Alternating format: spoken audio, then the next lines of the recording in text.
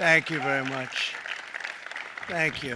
Nice crowd. What a good-looking group of people. Well, we have some very, very good news today, and a lot of good things are happening for our country. Please sit down.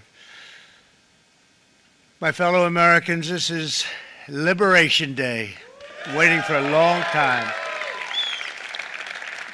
April 2nd, 2025 will forever be remembered as the day American industry was reborn, the day America's destiny was reclaimed, and the day that we began to make America wealthy again.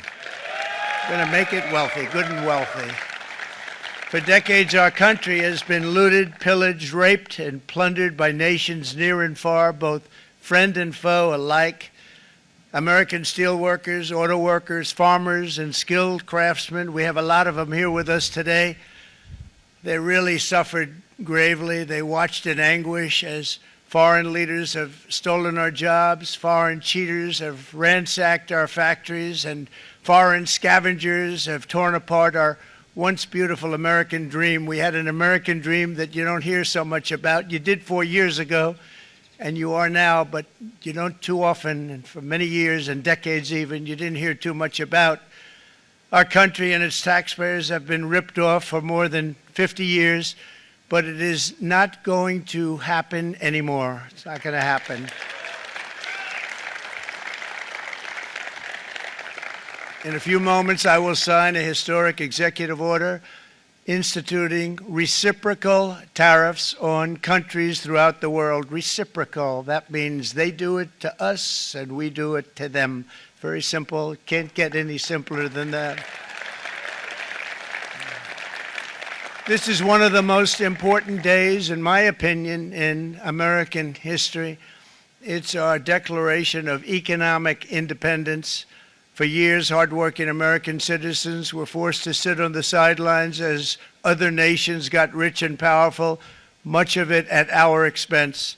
But now it's our turn to prosper, and in so doing, use trillions and trillions of dollars to reduce our taxes and pay down our national debt, and it'll all happen very quickly.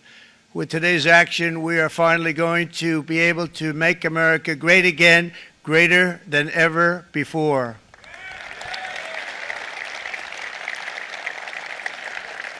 Jobs and factories will come roaring back into our country, and you see it happening already.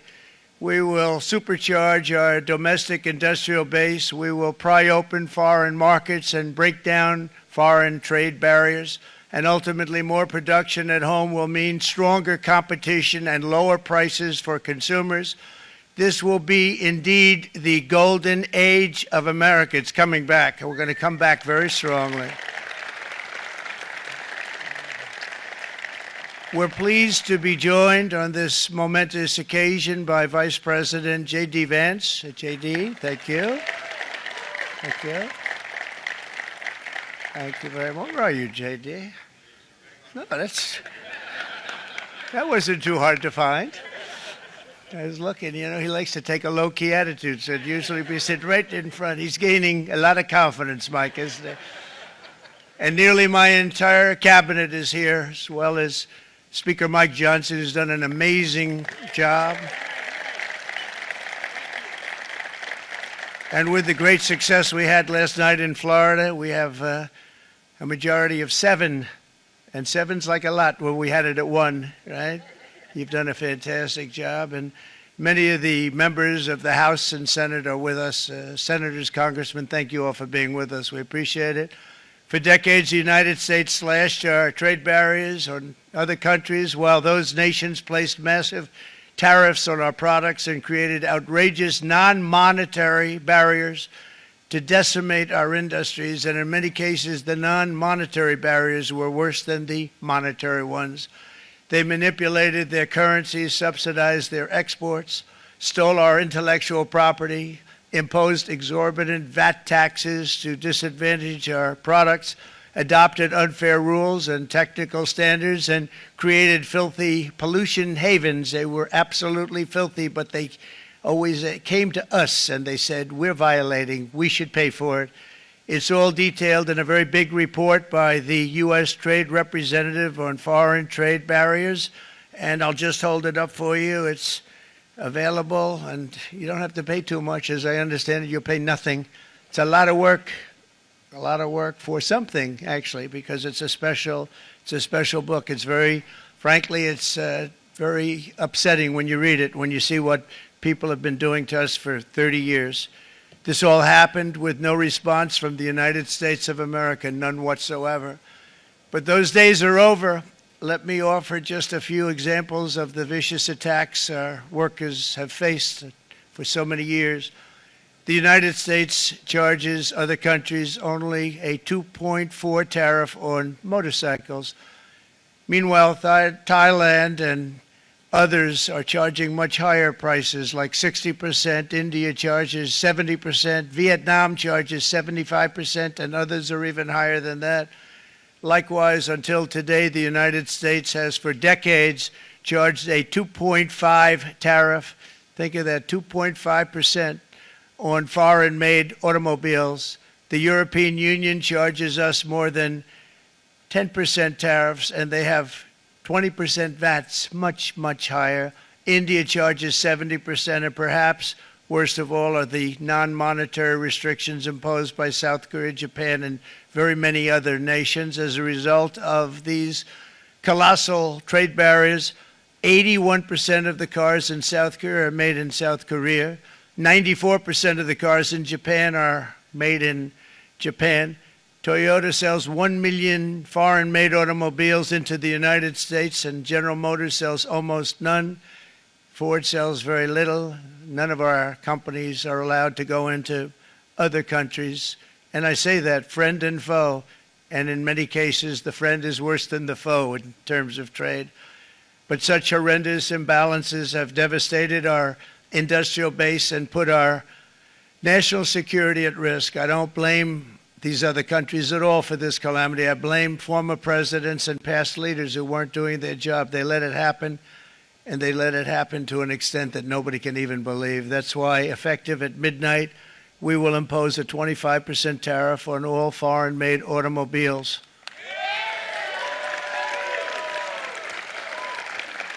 Thank you. Brian, I'd like to have you come up here for a second, okay? I just see him sitting. He's been a fan of ours, and he understands this business a lot better than the economists, a lot better than anybody. Brian, say a few words, please, would you? Thank you, Mr. Thank you. It's a great honor to have you. Thanks. Thank you, Mr. President. I grew up just north of Detroit, Michigan, in Macomb County, known as the home of the Reagan Democrats. My first vote for president was for Ronald Reagan. I thought that was going to be the best president I ever saw in my lifetime until Donald J. Trump came along.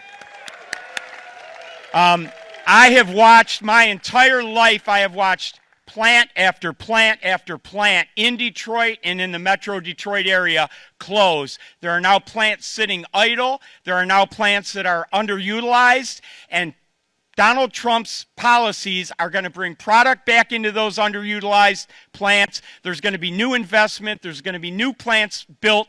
And the UAW members, and I brought 20 of them with me, they're sitting right over here. We support Donald Trump's policies on tariffs 100%. So, Mr. President, we can't thank you enough. And in 6 months or a year, we're going to begin to see the benefits. I can't wait to see what's happening 3 or 4 years down the road. Thank you, Mr. President. Thank you so much. Thank you. What a great guy. He got it right from the beginning. He got it before almost anybody else. This group over there, they got it too. And you know, we won the state of Michigan. We won almost all of them, but we won Michigan by a lot, and I want to just thank you all. The auto workers were fantastic. The Teamsters were fantastic. Everyone was pretty good, I will tell you. Thank you very much. I appreciate it.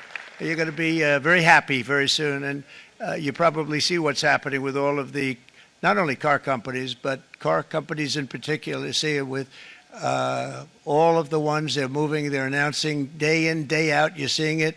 Nobody's ever seen anything like that. With today's actions, we're also standing up for our great farmers and ranchers who are brutalized by nations all over the world. Brutalized.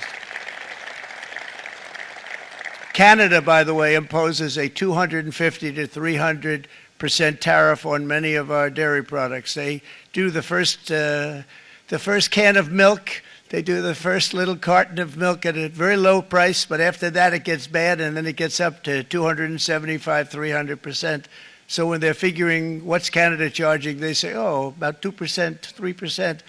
But take a look at what happens down the road. When you look a little bit, it's not a pretty picture, and we don't like it, and it's not fair. It's not fair to our farmers. It's not fair to our country.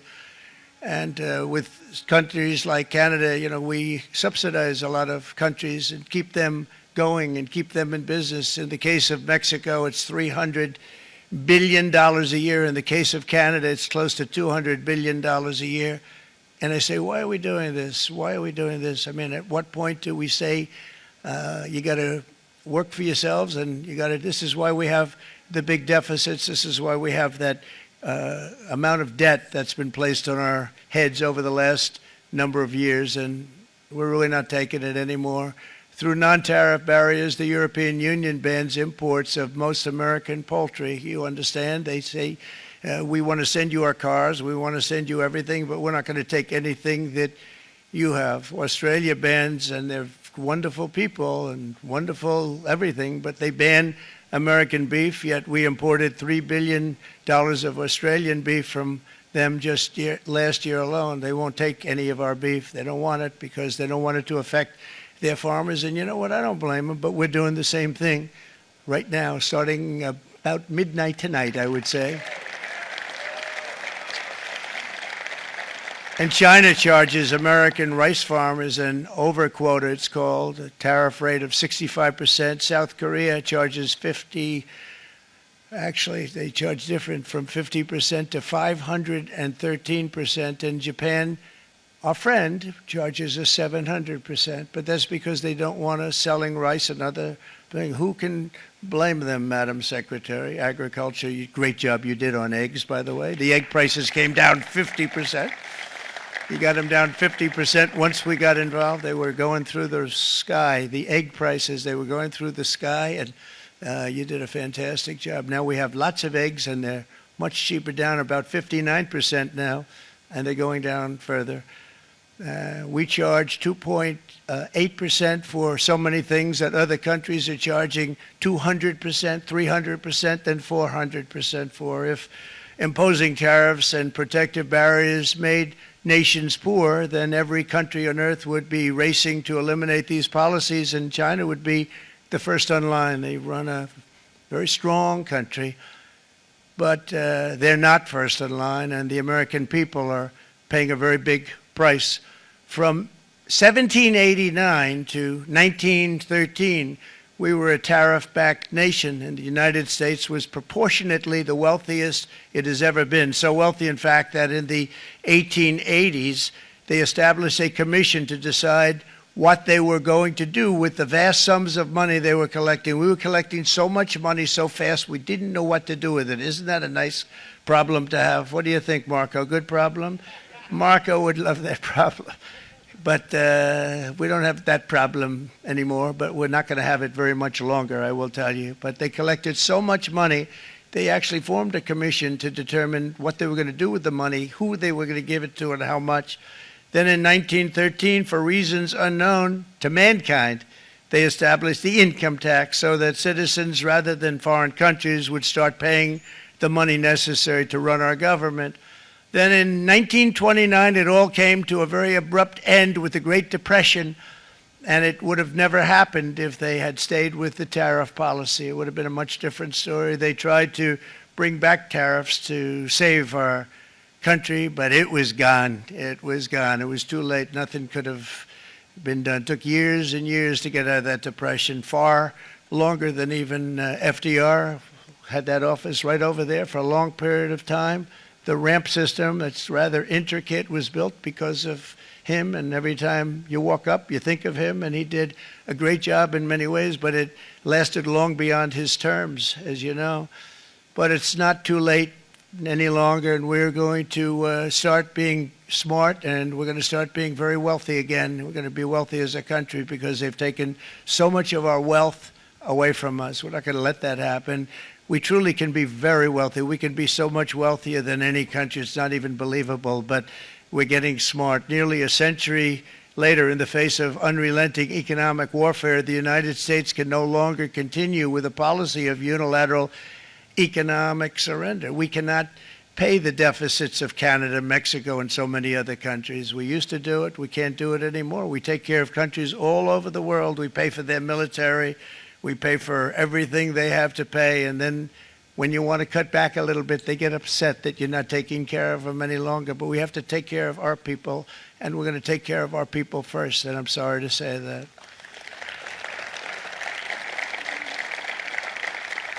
And today we're standing up for the American worker, and we are finally putting America first.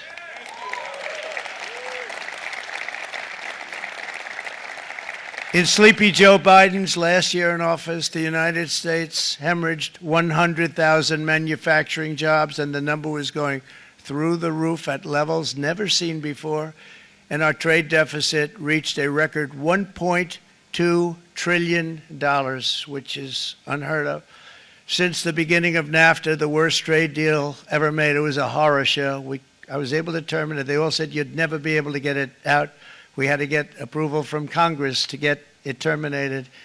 We had to live with that deal. It was the worst trade deal ever made by far. But since the very beginning of NAFTA, our country lost 90,000 factories. Think of what that is, 90,000. Think about putting a map up and putting tax on it. You wouldn't have enough room. 90,000. I said, is that possible? We had it checked 4 different times, and it was actually somewhat higher than that. And 5 million manufacturing jobs were lost while racking up trade deficits of $19 trillion. That was the worst trade deal ever made. As a result of these gigantic losses, foreign nations now own $26 trillion more of American assets than think of this, than the Americans own of their own foreign assets or other foreign assets. The United States can no longer produce enough antibiotics to treat our sick. We have a tremendous problem. We have to go to foreign countries to treat our sick. If anything ever happened from a war standpoint, we wouldn't be able to do it. We import virtually all of our computers, phones, televisions, and electronics. We used to dominate the field, and now we import it all from different countries. A single shipyard in China now produces more ships every year than all of the American shipyards combined. Think of that. And it was a business that we used to dominate. We used to dominate it totally. In short, chronic trade deficits are no longer merely an economic problem. They're a national emergency that threatens our security and our very way of life. It's a very great threat to our country. And for these reasons, starting tomorrow, the United States will implement reciprocal tariffs on other nations. It's been a long time since we even thought of that. We used to think about it a lot. We didn't think about it for many decades, and you see what's happened. For nations that treat us badly, we will calculate the combined rate of all their tariffs, non-monetary barriers, and other forms of cheating. And because we are being very kind, we're kind people, very kind. You're not so kind when you got ripped off with your salaries. My auto worker friends and my Teamster friends and all of the unions that typically voted Democrat, they're not voting Democrat anymore because worker, whether union or non-worker, they're for the Republicans now. That's what happened. But we will charge them approximately half of what they are and have been charging us. So the tariffs will be not a full reciprocal. I could have done that, yes, but it would have been tough for a lot of countries. We didn't want to do that. I'd like to see the chart if you have it. Could you bring it up, Howard? This is our great Secretary of Commerce, Howard Lutnick. Thanks, Howard. So if you look at that, China, first row, China, 67%. That's tariffs charged to the USA, including currency manipulation and trade barriers. So 67%, I think you can, for the most part, see it. Those with good eyes, with bad eyes. We didn't want to bring, it's very windy out here. We didn't want to bring out the big charts because it had no chance of standing. Fortunately, we came armed with a little smaller chart. So it's 67%, so we're going to be charging a discounted reciprocal tariff of 34%. I think In other words, they charge us, we charge them less. So how can anybody be upset? They will be, because we never charge anybody anything, but now we're going to charge. European Union, they're very tough, very, very tough traders. You know, you think of European Union, very friendly. They rip us off. It's so sad to see. It's so pathetic. 39%, we're going to charge them 20%, so we're charging them essentially half. Vietnam, great negotiators, great people. They like me, I like them. The problem is they charge us 90%. We're going to charge them 46% tariff. Taiwan, where they took all of our computer chips and semiconductors. We used to be the king, right? We were everything. We had all of it. Now we have almost none of it, except the biggest company is coming in. We're going to end up with almost 40%. Lee Zeldin's working to get their approvals. And it's an amazing company. Mr. Wei, of one of the great companies of the world, actually. They're coming in from Taiwan, and they're going to build one of the biggest plants in the world, maybe the biggest for that. But 64%, we're going to charge them 32%. Japan, very, very tough, great people. And again, I don't blame the people for doing it. I think they're very smart in doing it. I blame the people that sat right in that Oval Office, right over there, right behind the Resolute desk or whichever desk they chose. Japan, 46%. They would charge us 46%, and much higher for certain items like cars, you know, little items like cars. 46%, we're charging them 24%. India, very, very tough, very, very tough. The Prime Minister just left, and he's a great friend of mine, but I said, you're a friend of mine, but you're not treating us right. They charge us 52%. You have to understand, we charge them almost nothing for years and years and decades, and it was only 7 years ago when I came in, we started with China and charged them. We took in hundreds of billions of dollars from China in tariffs, and they understood, honestly. President Xi understood. He said, look, I understand, and the other countries, and they all understand. We're going to have to go through a little tough love, maybe, but they all understand. They're ripping us off, and they understood it. Prime Minister of Japan, Shinzo Abe. He was a fantastic man. He was unfortunately taken from us, assassination. But I went to him and I said, Shinzo, we have to do something. Trade is not fair. And he said, I know that, I know that. And he was a great gentleman. He was a fantastic man, but he understood immediately what I was talking about. I said, Shinzo, we have to do something. He said, I know that. And we worked out a deal, and it would have been a much better deal, but frankly, there were many years left on the deal that was made previous to my getting there, but it was something. If you look at Switzerland, 61% to 31%. Indonesia, Malaysia, Cambodia. Oh, look at Cambodia, 97%. We're going to bring it down to 49. They made a fortune with the United States of America. United Kingdom, 10%, and we'll go 10%. So we'll do the same thing. South Africa, 60%, 30%, and they've got some bad things going on in South Africa. You know, we're paying them billions of dollars, and we cut the funding because a lot of bad things are happening in South Africa. The fake news ought to be looking at it. They don't want to report it. Brazil, 10%, 10%. Bangladesh is 74%. So you see what's going on. Pakistan, 58%. Sri Lanka, 88%. So what we're doing is we're taking not the full, we could take the full 88%. Thanks a lot, Howard. He's doing a very good job. How's he doing, all right? I think you better take it with you. It's not going to last very long. He's going to put it, it's going to follow you down with the wind. I brought a hat just in case it got too windy, but here, would anybody like a hat? I'm not giving it to a cabinet. I'm giving it to the auto workers. Come here.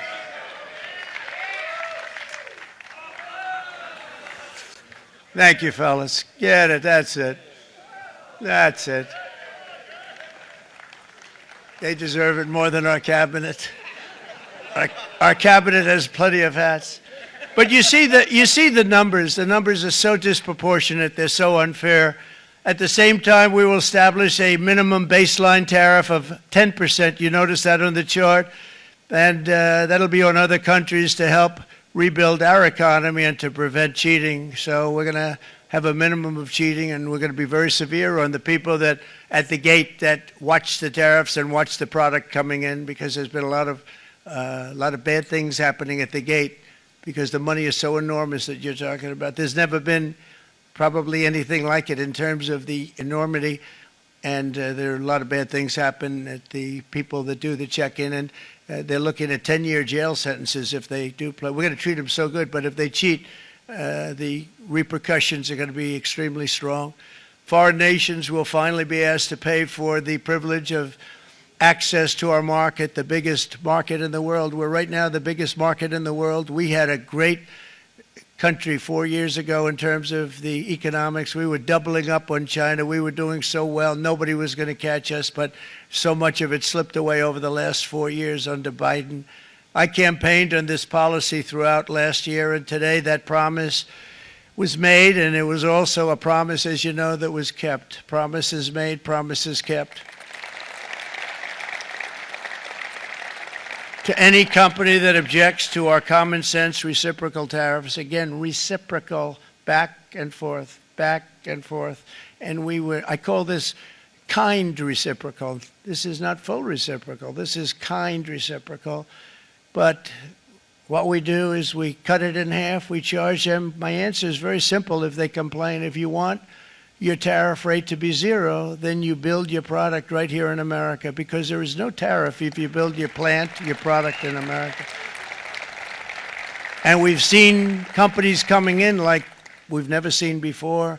Likewise to all of the foreign presidents, prime ministers, kings, queens, ambassadors, and everyone else who will soon be calling to ask for exemptions from these tariffs, I say, terminate your own tariffs, drop your barriers, don't manipulate your currencies. They manipulate their currencies like nobody can even believe, which is a bad, bad thing and very devastating to us, and start buying tens of billions of dollars of American goods. Tariffs give our country protection against those that would do us economic harm, and many people were looking to do us economic harm. Maybe not so obviously, but they were doing tremendous economic harm.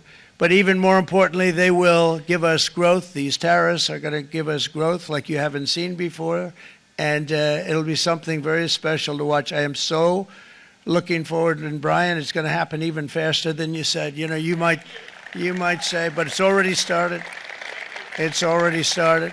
Work's already begun on plants all around the country, and you see that as before. These are big, rich companies. We have $61 billion started on a big plant going up. It's going to be announced over the next 2 days, and they already started work. Many of these the biggest companies in the world, they've committed to build, build, build. We're going to build, build, build, sir. And they came here to see me, and they wanted to know if they could have a press conference. I do as many as I can. I'm pretty busy trying to stop Russia and Ukraine and the Middle East. We got to stop that. We got to stop the Houthis, which we're making tremendous. They like shooting ships down and out of the water, sinking ships. They get a kick out of it, but they're not getting such a kick out of it now, are they, Mr. Secretary? They're not getting such a kick out of that now. But here are just a short list of some of the companies that have already announced and committed to investment. And this is a company that built its factories and its plants in China. Apple is going to spend $500 billion. They never spent money like that here. They're going to build their plants here. SoftBank, OpenAI, and Oracle, great companies, are investing $500 billion almost immediately.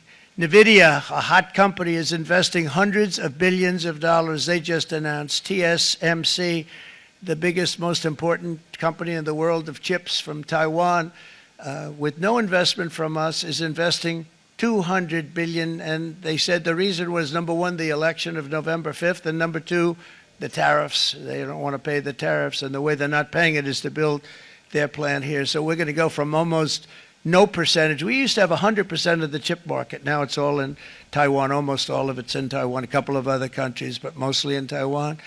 And think of it, we had 100%. We lost it because of people in that office that didn't do their job. They allowed it to be stolen from us.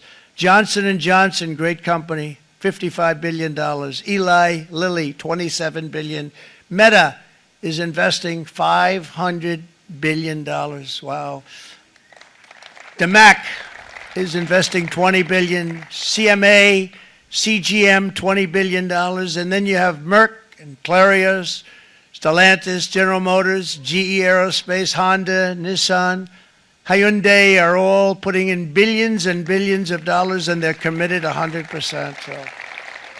And we've never had, and this is after 2.5 months. This is after just a short, this all took place as soon as we came out with what everybody wanted to do. You know, I watched a gentleman today on television. He used to work with Lee Iacocca, a very respected automobile person, and he said, you know, because they're asking people, and they try and get as many negative people as they can, but they can't find them too much. It's pretty hard to find in terms of what we're doing, especially when they see all this investment. They said, so tell me, what do you think of what Trump is doing from the automobile standpoint? He said, I can't believe it. Somebody is finally, he's an older guy, real pro, really top guy, with Lee Iacocca. He said, I never thought I'd see the day when this would happen, where somebody had the courage to go and do what has to be done. This is transforming our nation. Our entire nation is going to be transformed, not only with the cars, but on every single other item that's built. We're going to become an industrial powerhouse. And he said that so beautifully today. In fact, I'm going to find out, I'm going to get a tape, and Bruce, I'm going to get that tape, and I'm going to send it to you out in Long Island, and you're going to play it for the people. And all your union workers and your non-union workers out there, you got a pretty even split. But we have, so far, it looks like we're going to have about $6 trillion of investments, and you wouldn't do that in years in this country over the last number of years. $6 trillion, and that's going to be much higher by the end of the year. And think of what $6 trillion is.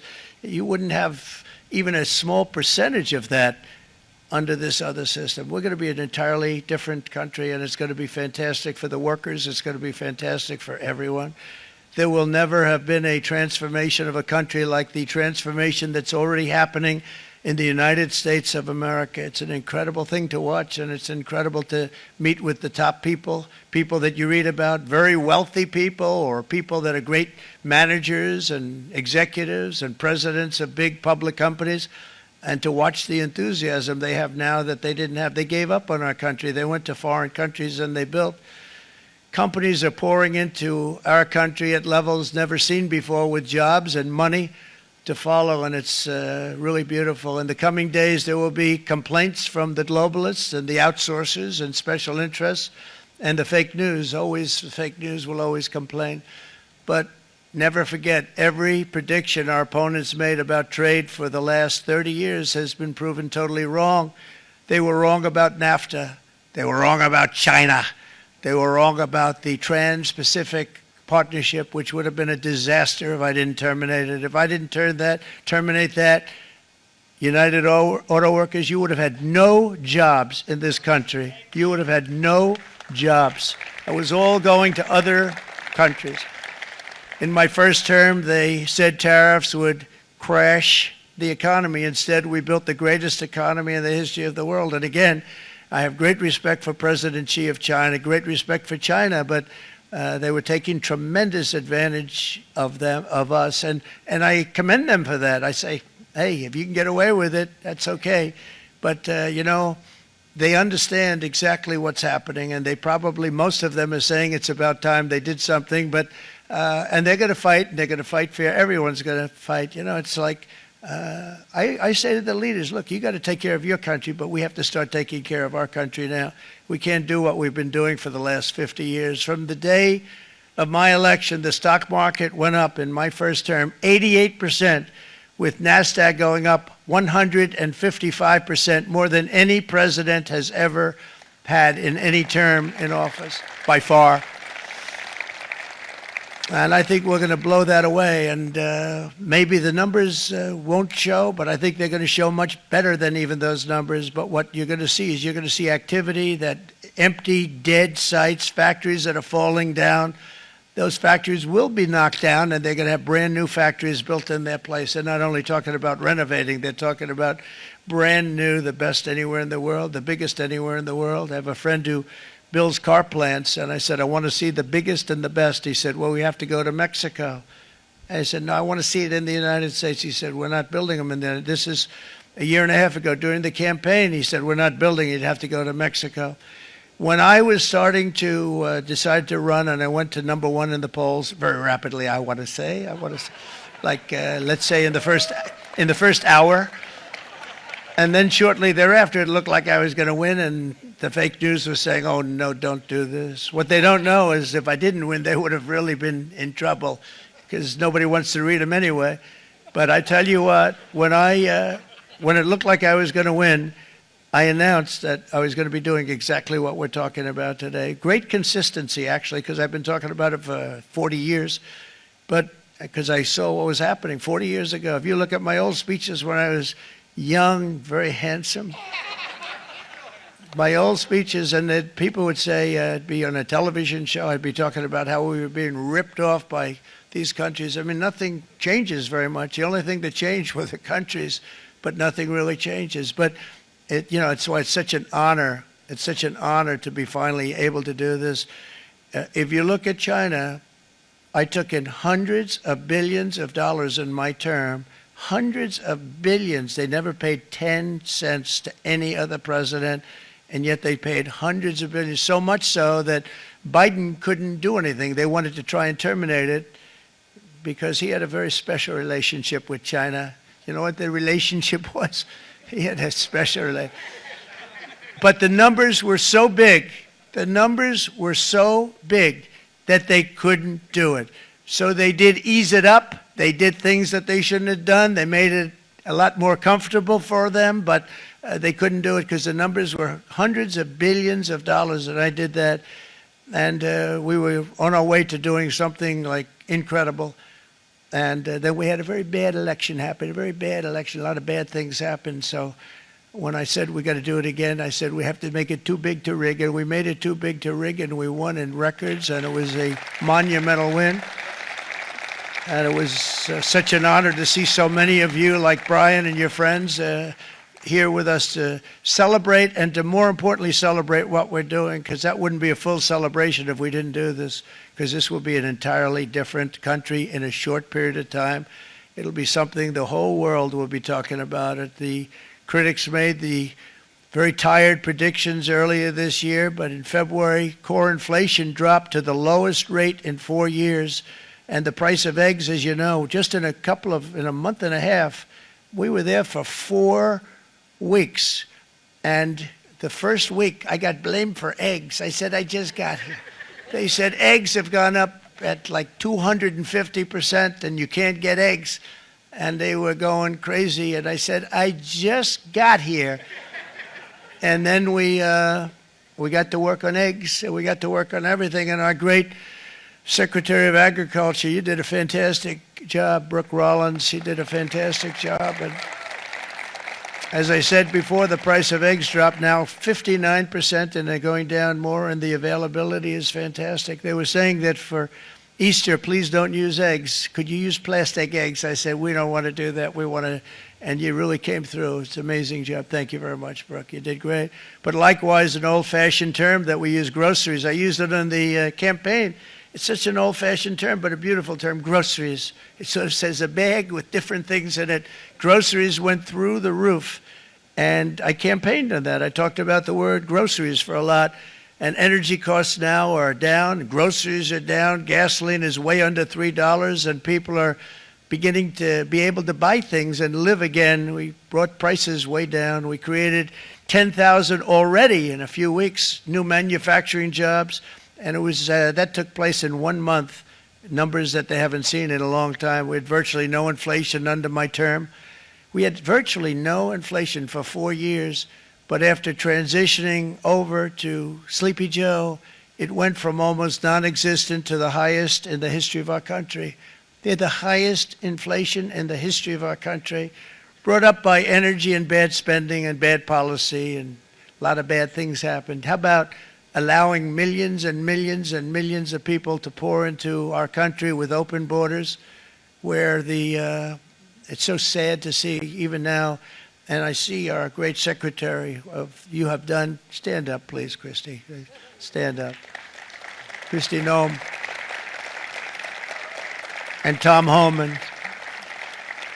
These people are doing a great job, but gotten them out in records. We have problems with judges that don't want them to go out. They want Tren de Aragua, and they want MS-13, the most vicious gangs ever. Nobody's ever seen anything like it. Absolute killer gangs. They kill people. They don't even think about it.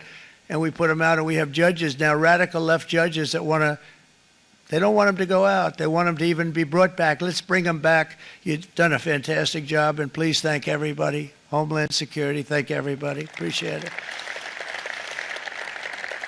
And we now have a border that's the best border that we've ever had, even better than it was my first term. My first term we did good, but this one we really specialized in. We've done really well.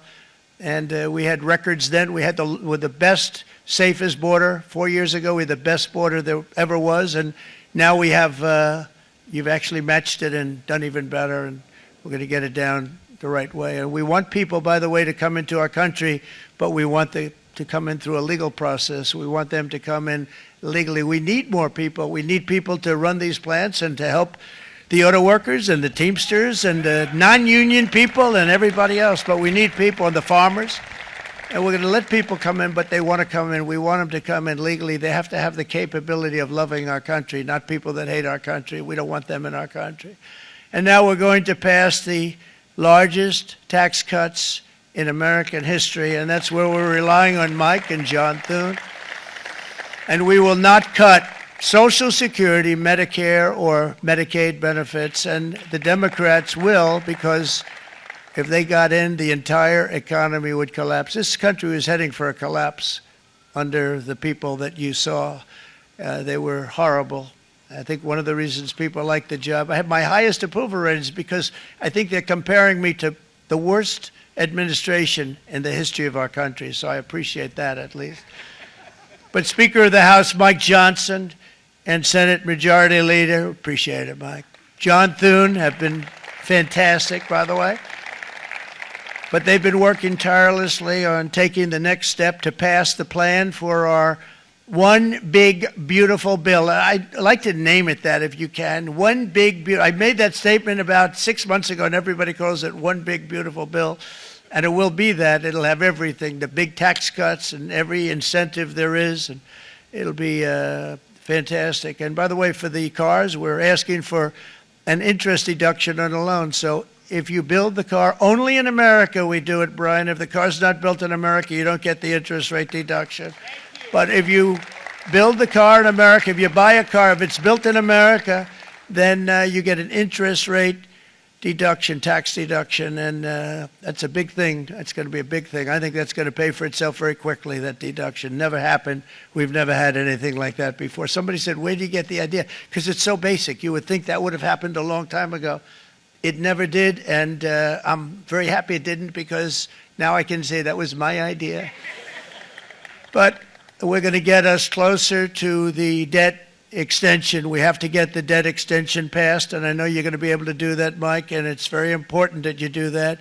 And all of the other things that the Senate budget plan gives us, along with working, because I know they're working together, John and Mike, and the two bills are going very well together. We need to get our shared priorities done, including certain permanent tax cuts. We want the tax cuts to be permanent, spending cuts, energy and historic investments in defense, border, and so much more. We're covering everything. These will be phenomenal. There'll be no bill like this going to straighten. One bill is going to straighten out our country for many, many years to come.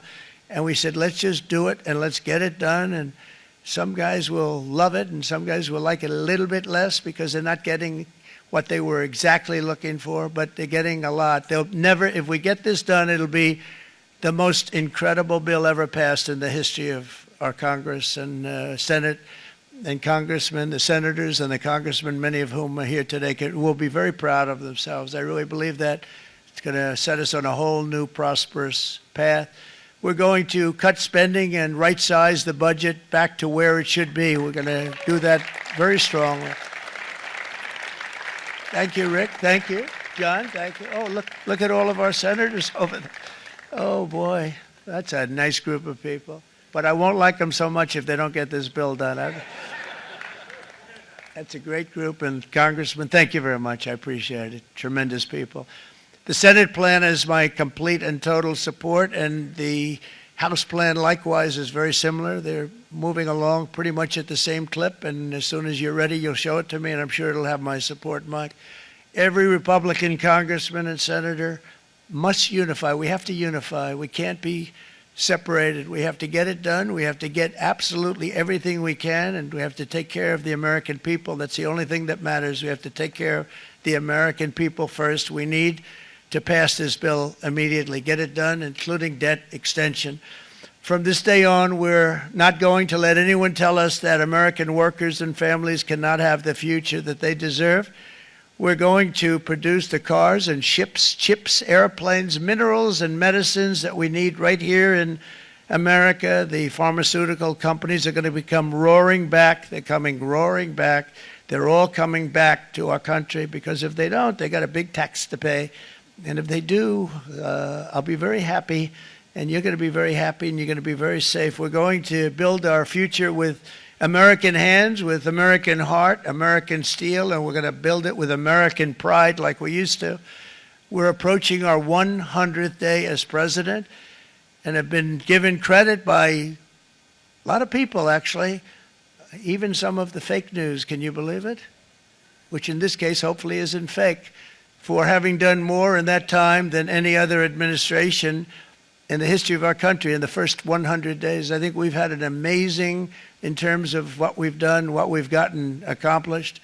I'd like to see if we can get that war ended and another war from not starting in the Middle East. We have to get Russia. They're losing 2,000 on average, 2,500 people a day, young people, soldiers, Russian. Think of that. 2,500 through some days, but on average, probably over about a 1 week period, it's 2,712, they say. They're losing those soldiers. They're dying. They're being decimated. And they're not from our country, but they're from other countries. But they're human beings. They're from Russia. They're from Ukraine in this period, most of them. And we're going to get it stopped. It's a senseless war that would have never happened if I was president, and it shouldn't be allowed to go on. And I think we're being given good cooperation by Russia and by Ukraine, but we have to get it stopped. It's humanity. It's humanity. It's a terrible thing.